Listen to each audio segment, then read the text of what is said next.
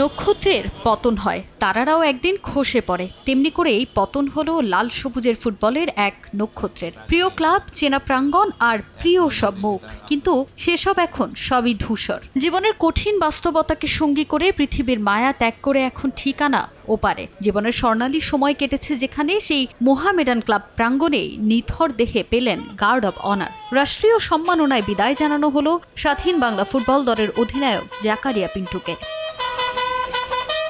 বার্ধক্যজনিত নানা জটিলতায় সোমবার রাজধানীর একটি হাসপাতালে শেষ নিঃশ্বাস ত্যাগ করেন জাকারিয়া পিন্টু। দেশের ফুটবলের এই রত্নকে বিদায় জানাতে মোহামেডান স্পোর্টিং ক্লাবে নামাজে জানাজা অনুষ্ঠিত হয়। সেখানেই উপস্থিত হন সতীর্থ, ক্রীড়া সংগঠক থেকে শুরু করে তার ভক্তরা। তিনি এই দেশে একজন খেলোয়াড় হিসেবে জনগণ তাকে দীর্ঘদিন মনে রাখবে। বিশেষ করে মুক্তিযুদ্ধকালে স্বাধীন বাংলা ফুটবল দলের হয়ে তিনি খেলাধুলায় অংশগ্রহণ করেছেন এবং টিকিটের প্রাপ্ত অর্থ মুক্তিযোদ্ধা ফান্ডে, সংগ্রাম পরিষদের ফান্ডে জমা দিয়েছেন। এই দিনে আমরা জাকারিয়া পিন্টুর রুহের মাগফিরাত কামনা করি। এমন একজন চরিত্রবান প্লেয়ার আমরা হারাইছি। ওনার কাছ থেকে আমরা ছোট হিসাবে, ছোট ভাইয়ের মতো আমরা দেখছেন। পিন্টু ভাইকে দেখো, তা একটা জীবনে কোনো স্পট নাই। আজকাল ক্রিকেটার বলি, ফুটবলার বলি, কত যে স্ক্যান্ডালাস নিউজ বেরোচ্ছে, টাকা পয়সা এইটা ফেটা নিয়ে। পিন্টু ভাই, তার সম্বন্ধে একটা কিছু নেগেটিভ লেখার মতো কোনো কিছু নাই, কিন্তু সেই সুযোগটা দেননি।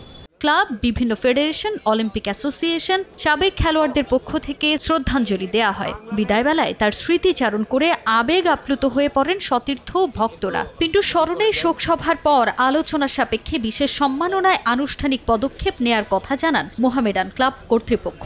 আমরা মনে করি জাকারিয়া পিন্টু একটা ব্যক্তি নয়, নিজেই একটা প্রতিষ্ঠান। এই ধরনের ব্যক্তিকে হারিয়ে জাতি আজ শোকাহত।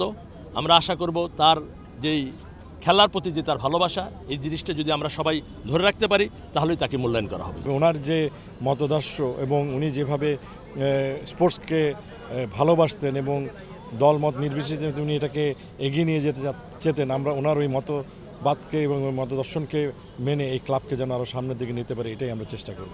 সিদ্ধান্ত নিয়েছি আমরা একটা শোক সভা বা স্মরণ সভা করব, সেখানে আমরা বিস্তারিত আলোচনা করব এবং সেই আলোচনার মাধ্যমে উঠে আসবে ওনার স্মরণে এই চত্বরে বা মোহামেডান ক্লাবে ওনার জন্য আমরা কি রাখতে পারি পার্মানেন্টলি।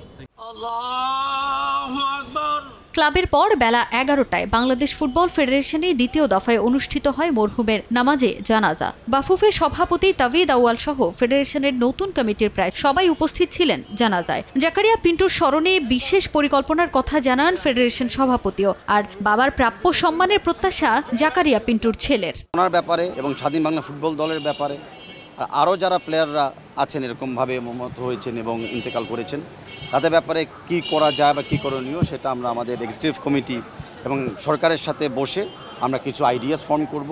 উনি ইন্তেকাল করেছে ঠিকই, কিন্তু ওনার যে শিক্ষা, ওনার যে চেতনা, ওনার যে মূল্যবোধ, যেগুলো আমরা শিখেছি, ধারণ করেছি, এখন আমাদের দায়িত্ব থাকবে যে উনি যেন আমাদের কর্মের মাধ্যমে অমর হয়ে থাকে। স্বাধীন বাংলা ফুটবল দলটাকে যাতে স্বীকৃতি দেওয়া হয়, এছাড়া আব্বার তেমন কিছু ছিল না।